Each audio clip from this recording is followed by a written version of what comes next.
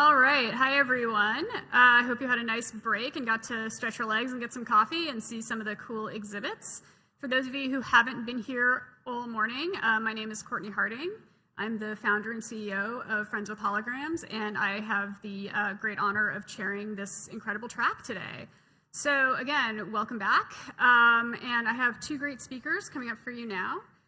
Evan Helda from AWS and Florian Hasfinger, and I'm sorry if I'm mispronouncing that, is the CEO and co-founder of HoloLight. So this is going to be a great conversation. They're going to be talking about unleashing the potential of XR, the most powerful immersive streaming platform for AR and VR. So can't wait to hear what they have to say. Awesome. Shall we? Yes, sure. Let's start over. So yeah, thank you very much, and welcome to Unleashing the Potential of XR.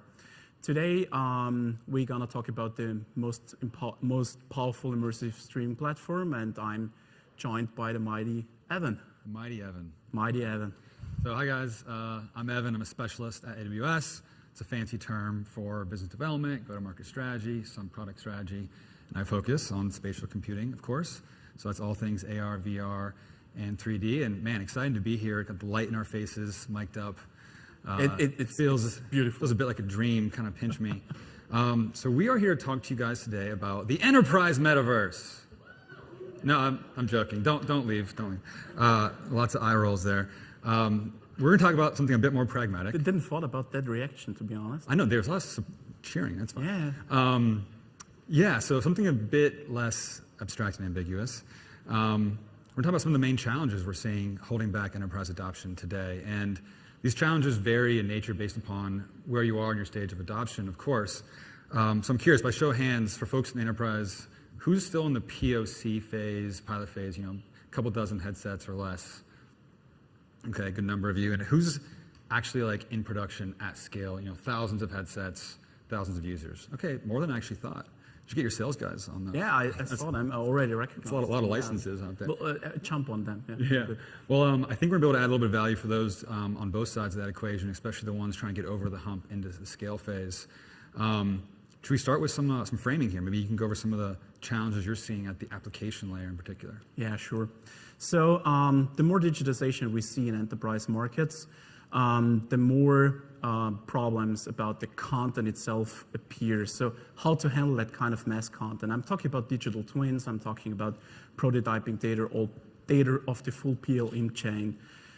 So we all know here at the AWE, AR and VR is its key for that kind of stuff. To interact in a more natural way with that kind of industrial content and bring it to the next level of understanding, focusing on use cases like training or other prototyping cases. We see that potential, but why not all of you raised the hands when we talked about mass rollouts, thousands of devices already? So that's one of the questions we already thought about, not just already, we are thinking at HoloLight now since 6.5 years about the question. And we came up with 3 major bottlenecks, what we think that's holding AR, VR back to the real mass adoption. And one thing I think you all agree is the limited performance of mobile XR devices. So when we talk about enterprise content from industrial companies, like a car company, they have a whole car frame, and to put that raw data they created for months and years, and now to bring it on a mobile device. Usually it takes up to days, weeks to prepare this content to make it happen that it works in AR, VR. And it always goes hand in hand with a loss of information, and nobody wants to do that, and also nobody wants to see his data with less information than before. So we need some sort of a clean pipeline to get data into the AR, VR world to interact with. And another thing, I'm here since yesterday, and I already saw around minimum 20 different AR, VR devices already at this expo. And I think every device has its own purpose, its own use case. And an industry sometimes needs all of them. So we see companies, also our customers, they already have 10, 15 different devices in their ecosystem, and how to handle them, how to maintain them, how to deploy one application on all different devices. It's a mess at the moment, and it takes a lot of time, and nobody at the end wants to do that because that's not the cool part of the work. And once you get the data on the AR device, what are you going to do if you lose the device? Evan, what they will do if you at AWS, if you lose the security data from AWS on your device? You're fired. Of course, I would do that too, yes. So I think if we can overcome that kind of bottlenecks, then we really have the chance to mass roll out this kind of technology all over the enterprise industries. That's the thing, I guess. Yeah, I think it's pretty par for the course for us as well when we look at customers at that application and hardware layer. We're also seeing a lot of friction upstream from those end users, particularly around that process of creating 3D models, securing them, and delivering them to the right place at the right time. And get this going. I've been working on my modern art skills here. This is an abstraction that's meant to evoke the feeling that I get when I hear how many of our enterprise customers are handling 3D data today. It's a little bit complex, isn't it? It's quite complex, but that's what we're going for, right? So it's simply a mess, right? You have all these use cases across the entire product lifecycle that Florian kind of mentioned, from the design phase to the build phase to the sales and marketing phase, hence the gray circles there. And what we're seeing is teams on each of these groups using different tools, different processes to create optimized 3D content. They're using different types of ways of storing these files on thumb drives or on Google Drives. They're using email to share it all, and it's all flying around in pretty ridiculous ways, and it's super inefficient, right? It's all very redundant, and it's taking days, sometimes even weeks, just to get the right 3D file or the right place at the right time, in the right format, right configuration. Yeah. So a lot of money wasted, a lot of time wasted, and if you're trying to scale, it's just not going to fly. Oh, let me go back. So I think you have some announcements and some ways to to address this, right? Yeah, thanks. Wouldn't be fun good working technology. Yeah. So yeah, let's unleash something that helps us to go forward.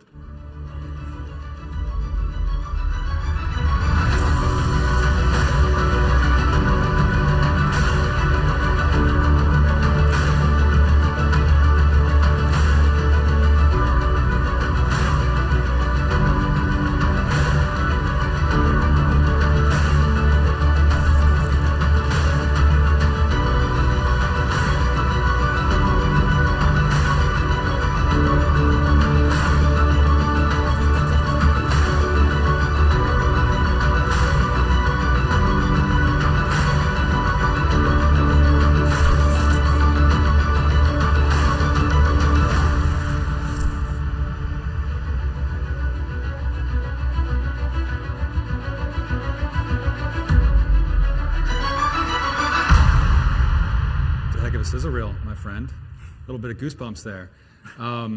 Give us some more detail on XR Now, what we can expect. So today is the really first day where we officially announce our new platform, XR Now. The most powerful immersive streaming platform, and very proud to do it in front of that audience. So XR Now is a platform to simplify the usage of AR, VR, and it's really up to host every AR and VR application on that platform and give the power of XR streaming to that kind of use case and application. So it's built for mass adoption. It has all the integration setups we need in the industry, and I really would say it's the next Netflix for AR, VR. Oh, what do you say? Netflix for AR, VR. I'm pretty tired of binging in 2D, so yeah, let's make that happen. So how about some verticals and use cases where you're seeing the most demand for this? So we build XR Now for the industry, and when I'm talking about industry, I talk about all kinds of industry. So we have customers in healthcare, medical, engineering, mechanical engineering, construction, architecture, aerospace, defense, and even gaming and entertainment. So it's capable of all the needs from all the kinds of industries. So we really have a proven technology for that kind of stuff. And now I would go a little bit deeper into two use cases I brought to you today. And the first use case is together with our customer BMW, and they use our Lighthouse product based on XR streaming and hosted on XR Now Ares. It's the augmented reality engineering space. And they use it to bring their CAD files right with one click into AR, VR, and use it with just a snap. And they use it for design review, for prototyping processes, and really they can do design decisions up to 12 months earlier. And just think about that, 12 months, it's not a short time. And I'm not talking about just development time, I'm talking about really the go-to-market time. So usually they need for a car release around 7 years, and if they can reduce it by a whole year, what does it mean for that kind of industry? Just by using the right technology for the right purpose. And I think that's really hell of a case. The next one is about our partner, BadVR. They built an immersive weather simulation application for the Oculus Quest 2. And just think about weather simulation data. We are really talking about tons of gigabytes of data. And they use it directly from the source in real time to analyze it in VR, just also with one single click. No kind of data compression, it's just out of the box. And this helps insurers to make better decisions, risk analysis, and save a lot of time. They can act more fast than before, and that helps a lot with that kind of scenarios. So it's a thing. It's a thing. I can attest to that. BMW has given us great feedback on the snappiness, as you say. I'm going to steal that term. It's snappy. So let's talk about your roadmap. What can we expect in terms of device compatibility, engine support, et cetera? So XR Now, for XR Now, we merged our two products, Iser, the technology behind XR Now for the XR streaming, together with Ares, our Lighthouse product. So we have one platform and already one strong use case with a proven track record on it. So Ares is already running at 90 different customers worldwide, and it supports also multiple collaboration scenarios. So if you go one slide. So here you see XR Now in the middle. It's a web front end. You just log in with your credentials. Then you have your applications there. You just click on application and start it. On the right side, you see the devices we're going to support now. But this kind of number is increasing week by week, month by month. So currently we have HoloLens, Quest, Android, iOS. Next thing is Unreal, Magic Leap 2, and other stuff. Bottom down, everything is hosted on AWS. With the full power of AWS, we can finally globally scale and make it global available. XR streaming, Iser, that's the tech layer in between. So how does it work? You take the Iser SDK, implement it in an application, host it on XR Now, connect. That's it. And then you get it run on all kinds of devices. On the left side, you saw the technologies you're going to support. So this also is increasing step by step. At the moment, we have the MRTK, AR Foundation, SteamVR, and other stuff. And when we talk about the 3D engine, currently it's completely integrated in the Unity itself. And I'm proud to announce that since yesterday, we are officially a verified solution partner from Unity. So you get the SDK, Iser, very simple from the store. Just download it, implement it, and get ready to do it. So it's simple as it is. Very exciting stuff. All things we've all been waiting for, I think, for a while. What I think allows you guys to stand out the most is that user experience you mentioned, that one-click workflow, especially in distinction with what else we see out there with remote rendering and streaming. Lots of good services, but a lot of overhead to launch those in the cloud, right? You have to create an Amazon machine image with your application so it runs in the cloud. You got to go provision the servers. You have to manage the scale out and scale down on those servers. You have to integrate the SDK with the app. Lots of people, lots of process to get it going. With you guys, you just need a headset, a login, and boom, you're off to the races. On the back end, it's Amazon's API gateway, managing all of the provisioning of all the services that we've talked about. So super cool stuff. What about latency, Evan? What a surprise. I'm glad you asked. I didn't think you would get there. But yeah, the speed of light problem. Humanity's not quite figured that out yet, but we've started to really proliferate compute out to the edge to address this problem. And we got a really nice, deep and broad portfolio of edge computing services to address the speed of light problem. So working from furthest out in the edge in, we have our Snowball Edge family, which is a ruggedized piece of compute that can work in a disconnected state, in a factory environment. We see a lot of defense and aerospace companies looking at this. Coming in, we have a bit beefier and more powerful, the Outpost offering, which is the exact same hardware software stack that's in our data centers, in our regions, that we're now dropping into the customer data center. So now the cloud is coming to you. And it also addresses some of those security problems you mentioned. This is very valuable 3D data with your IP in it. Now it's within your firewall and your virtual private cloud within AWS, and you won't have IT InfoSec attacking you viciously. And then we have our local zones, which is where we take our outposts, we cluster them in little micro data centers around the US, global soon, and a lot of customers are looking at this as well if they happen to be in that area, have users in that area. And then the holy grail that we've been talking about for a while, it's still a bit early, but we're getting there with 5G. So Wavelength is our 5G platform. It's built in partnership with lots of the big telcos, primarily here in the US, Verizon. We are having great success doing some POCs with Wavelength today and streaming, and it's looking really promising. And that's public 5G. For enterprise, private 5G is probably more what you're looking for. You've maybe heard it called private MEC, Mobile Edge Cloud.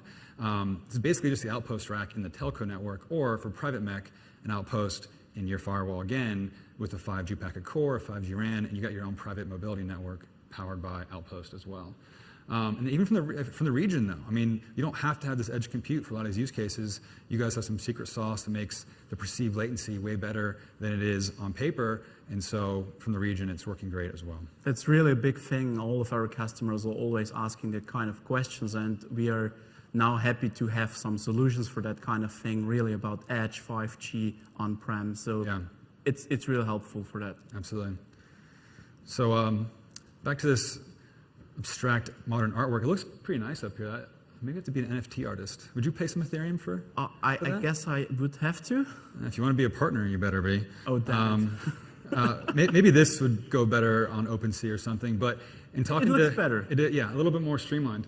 In talking to dozens, hundreds of customers the last 2 years, this is an abstraction of what they want to see and feel with their 3D data pipelines, right? They want something that unifies all these different tools and processes and people. Something that can act as sort of a single source of truth for all the 3D data they need for their use cases. And what we're trying to really do with a pipeline that does this is really democratize access throughout the enterprise to 3D data. Today it's trapped. It's stuck within CAD and PLM systems upstream. The end users downstream, they're not going to and don't want to use expensive PLM systems on-prem. So how are we addressing this?